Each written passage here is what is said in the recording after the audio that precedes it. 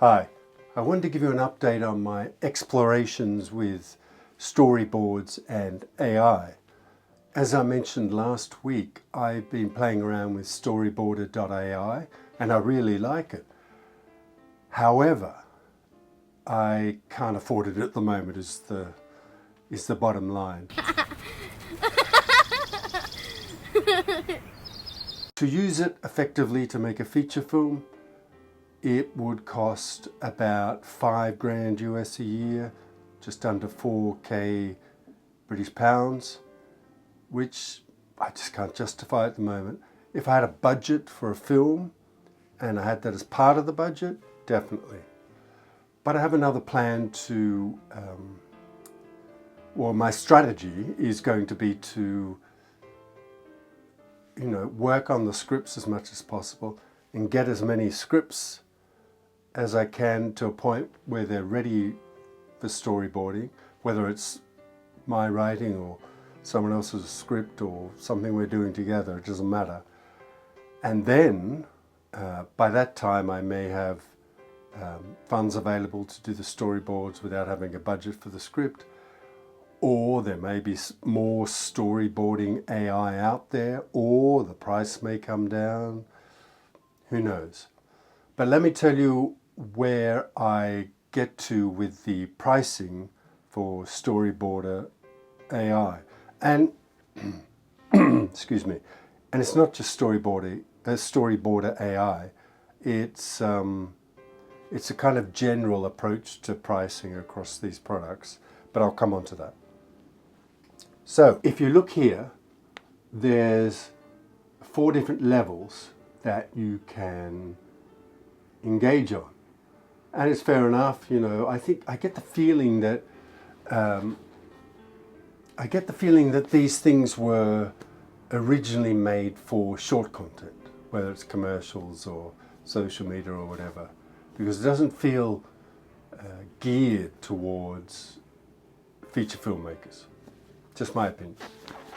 Okay, so here we are, and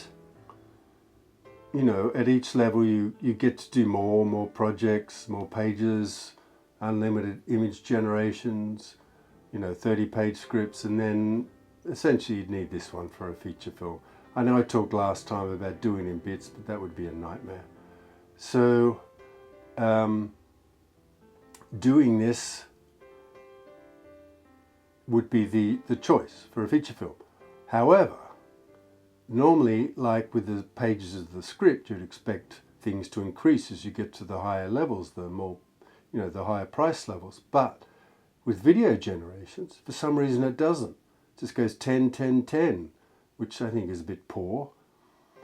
So if you wanted to have unlimited video generations, which is what you'd want if you wanted to, animate each shot, which ideally you'd want to do because it would make you the most prepared.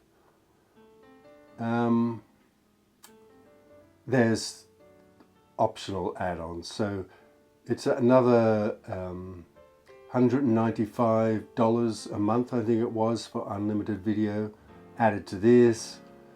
And these are the annual rates. If you did it monthly, it'd be a lot more.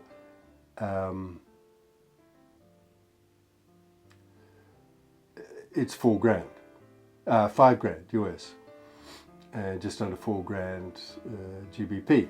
I can't afford that. I don't like the idea that you get the same amount of video generations as you go up. It should increase as you go up the levels, but it is what it is. But maybe it's because it's early days that the pricing is such, or I don't know, but it does seem like a lot. But if you have that budget in your budget as part of your project, super, I'd do it. I love it. There's no doubt about that. If I could, I would use it. And the other thing is, there was another one I looked at.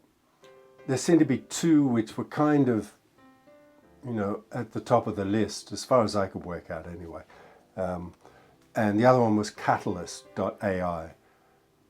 And it was a similar thing, similar pricing. And when it comes to the, I can't remember the pricing actually. Was it similar? Well, broadly similar, let's say.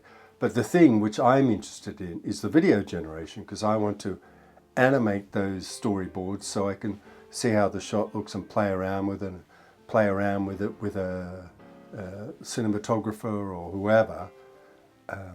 So when it comes to shooting, we're as prepared as possible, because as I've said many times, and as you probably all know, that time is precious when you're shooting. So as prepared as you can be is the way you have to be.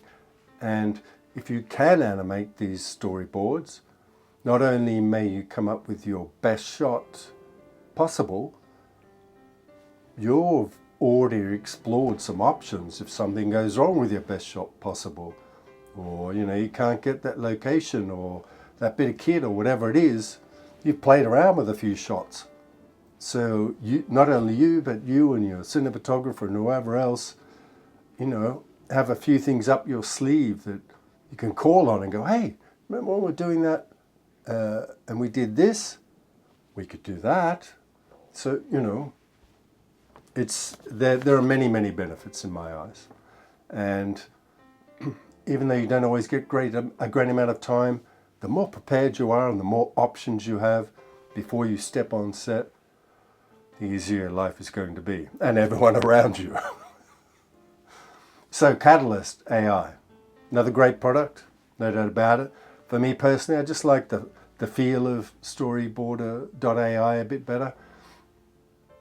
The thing with Katalist.ai is they give you credits.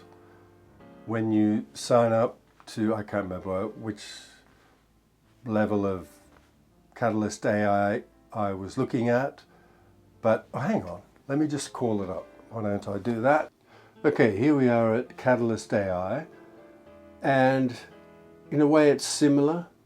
I mean, they have 20 projects, the limit of custom characters you can have, and of course there's an enterprise version, and who knows how much that would cost. But the thing which gets me is, at least with Katalist, you do have increased video credits as you go higher. And I asked about how much, 700 video credits, what does that mean? And it was somewhere between 2 and 3 minutes. So 3,000, let's just say it's 2.5 minutes. This is what, 4 times that, so 10, let's say it's about 12 minutes you would get, which is okay, but it's not going to help you much with the feature. So if you went on to the enterprise version, I have no doubt that the pricing would be not dissimilar to storyboarder.ai. So like I mentioned in the previous one, these things are about what you like the look and feel of, and how it suits you best. So it's not great for video, which is the thing I'm interested in most.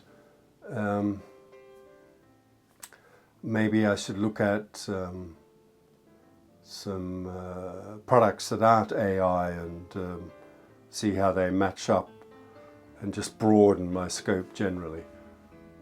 It's probably the thing I should be doing. Let me just see what I've written here. Got my little notes as usual. Yeah, I'll focus on getting as many scripts ready as possible. The Katalist.ai, and I kind of hate that credit system. It just feels like, the same with the more videos package on storyboarder.ai, this credits for video, and you buy more credits, and lots of applications seem to do that these days. I just hate it with a passion. I don't, it's like they're sucking you in, and just got to keep buying more credits to go deeper down the tunnel. Do you know what I mean? So I don't know. I just like a price. Give me a price. Forget all this. Even if you got 4 levels, you know, just give me a price for each level. Tell me exactly what I get. No add-ons. Screw all this credits stuff. Just, you know, keep it simple. It just feels like, deception, to be honest. That's how it feels to me. I'm sure I'm not the only one that feels that way. Just keep it simple. Don't try and, you know, make us keep upgrading after we've already paid our monthly subscription or whatever. So maybe it's just a generational thing, I don't know, but that's how it feels.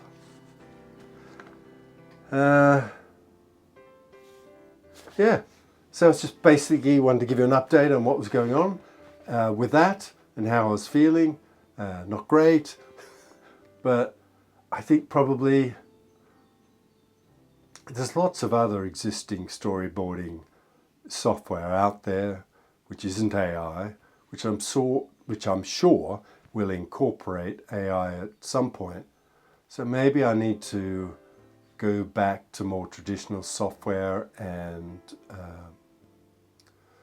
look at that more deeply again. I did a few years ago, and I had excuse me, I had to play around with FrameForge, and for someone like me, it's just a bit too fiddly, I guess is the word. I think you need to. It'd be great for a more technical person, because it does things like actually lets you, you know, build the room, and you choose your camera, and you can put your camera in the room, and it'll tell you things like, oh, that'll bump into the wall if you put it there, or if you've got that piece of furniture there, then, you know, the camera, there's no space for the camera. Stuff like that, really helpful, practical stuff. So, but it's just a bit too, for a person of my character, just a bit too fiddly. But for a more technical person, it may well be, and I'm sure is great. So I think I need to investigate more of those kind of things. Okay, thanks for watching. It'd be great if you could like, subscribe, hit the notifications bell, and leave a comment. I'd love to hear what you think. I hope to see you in the next one.